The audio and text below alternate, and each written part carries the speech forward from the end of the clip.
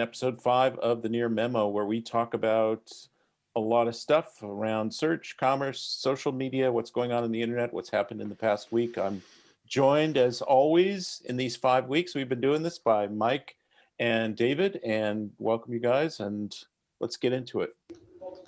Awesome to be here as usual. I think we decided I'm going first, but even if we didn't, I'm going to jump in. So, Greg, my news article for the week is something that I found not particularly newsworthy, given that Google had announced it months ago, which is that they're effectively ending support for third-party cookies, and that the announcement, I guess, is that they're not going to reintroduce a replacement. And I think that this, again, it wasn't particularly newsworthy, but it was so funny because a friend of mine actually texted me the Wall Street Journal article about yesterday's news and said, whoa, clearly he hadn't been following kind of what was happening previously. So as we were talking sort of offline, I think I only see this as sort of strengthening Google's position. I think in the grand scheme of their overall revenues, the vast majority of their revenues got to come from first-party ad serving, and that AdSense or anything that relies on third-party cookies is a much smaller piece of the pie. So if anything, I think that they're going to come out of this just fine, and to the detriment of some of the smaller players in the advertising space.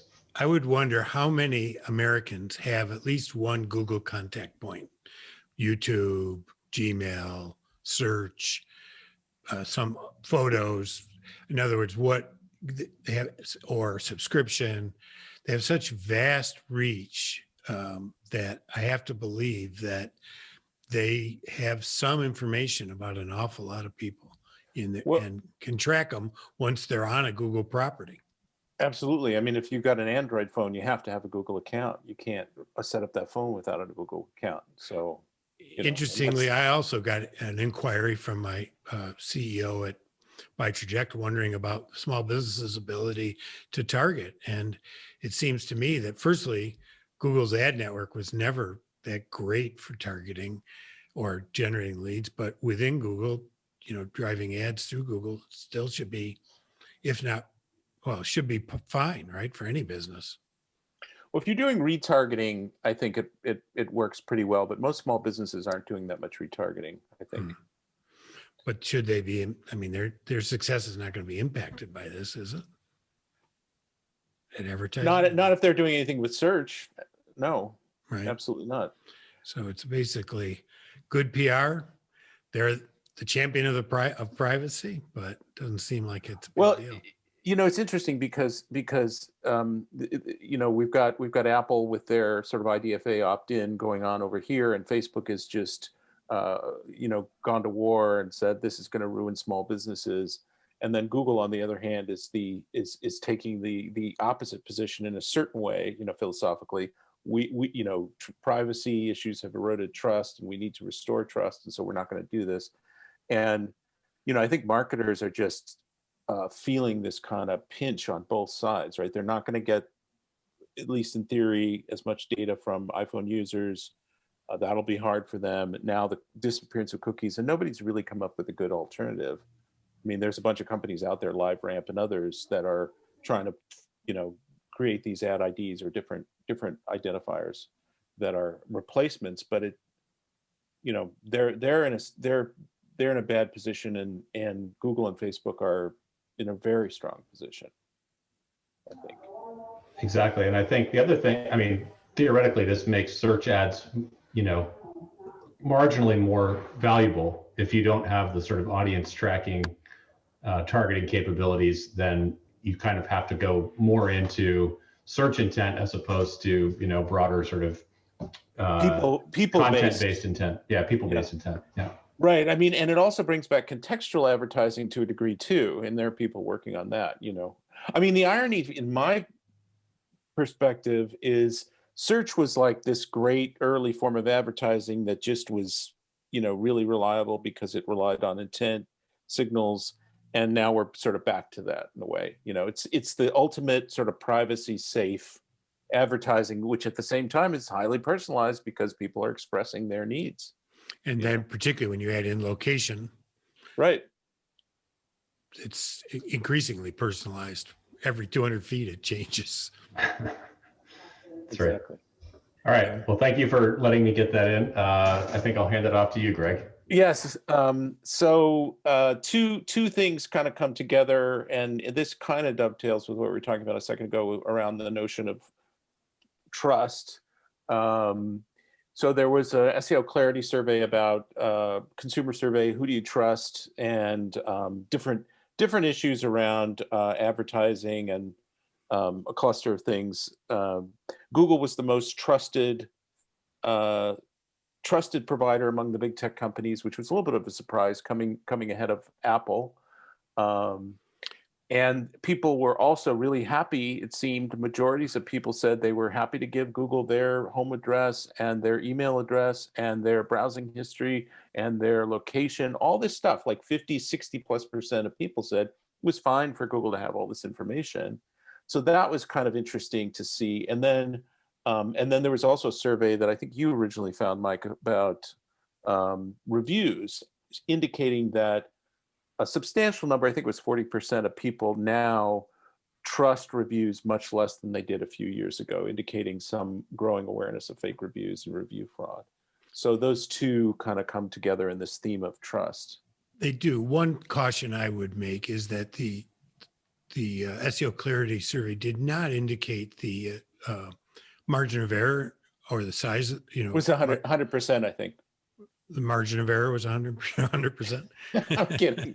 But they didn't indicate the margin of error. Obviously, in 1,000, I can't remember, was it 1,000? It's 1,000. It was 1,000. Yeah. Right. The margin of error is likely 3-4%, meaning that the differential between the people who trusted Google versus Facebook, Apple, and Amazon was probably less than it appears on probably a very valid point. And the other side of it was the distrust factor, right, was greater for Google than it was for some of the others. So there's some issues with the survey. And also we have to look at it. You've made this point in the past that perhaps it's actions that are more important than what people say on a survey. And the question is, I think with Google, are more people turning on more privacy things? Are they searching more on DuckDuckGo? Are they expressing concern? My wife expressed a lot of concern, and it unfortunately took me to help her get to the point where she was sharing a minimal amount of data with Google. But, so it was too complicated. But I wonder if there isn't that underlying bubbling of distrust that I found in my wife. Well, I think we'll start to see it. Right? Correct if I'm wrong, but I don't believe Google's apps have come out with their Apple privacy nutrition labels yet. So, which is interesting that they're taking so long because they've had months to get these out. Right. So it'll be interesting to see once those do formally roll out, how many people opt into sharing this stuff when they download the Google's, voice search app or YouTube or whatever. Well, those health charts, though, are buried pretty deep on when you go to the App Store. You have to scroll 2 screens to see them. So, one, you have to know they're there, and 2, want to look at them. So I see the nutrition labels as very much an opening salvo from Apple. I would not be surprised to see them become more prominent very soon. So. Yeah. Speaking of which, I think that email is the next target, right? We've seen John Gruber at Daring Fireball, very vocal about it. And when you stop to think about it, email is pretty invasive.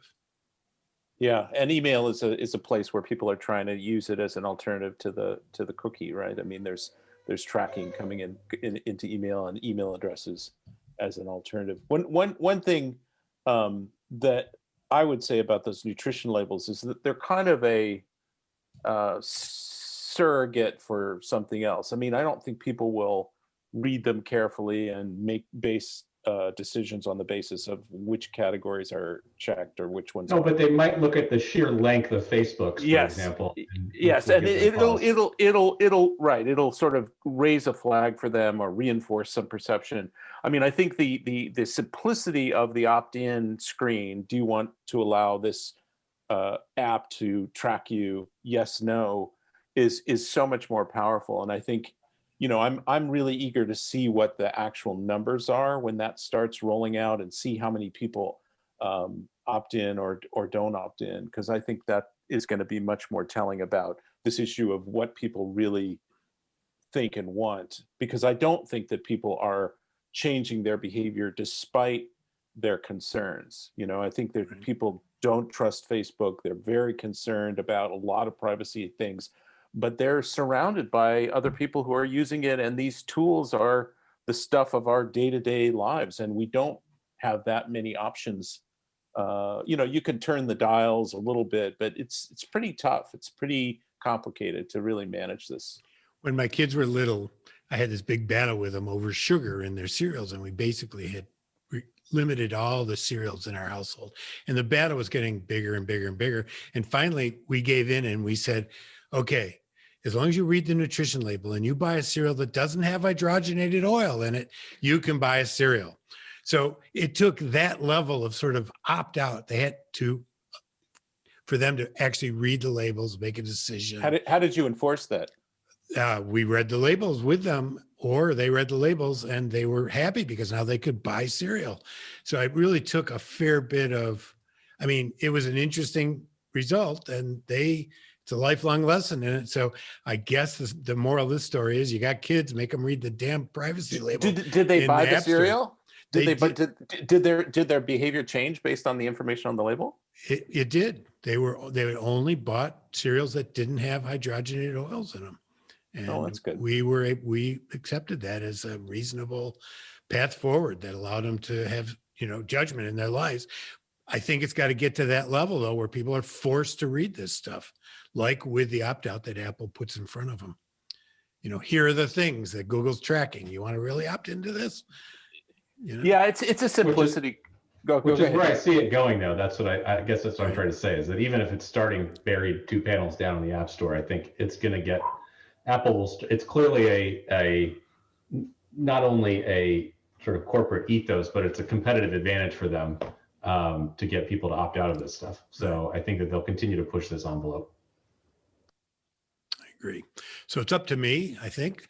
I thought the story that I found interesting was the decision by Volvo to sell their new EV exclusively online. This is a shot across the bow of every car dealer in the United States and the world. EVs, by their nature, require much less maintenance, many fewer parts. And maintenance has been a huge issue of how dealerships have made a profit. They sell a new car and then they get the maintenance out of that car, whether it's especially Volvo dealerships, from what I understand. So. Yeah, notoriously. Well, I can't speak to that personally, but it is the reality of the current car industry.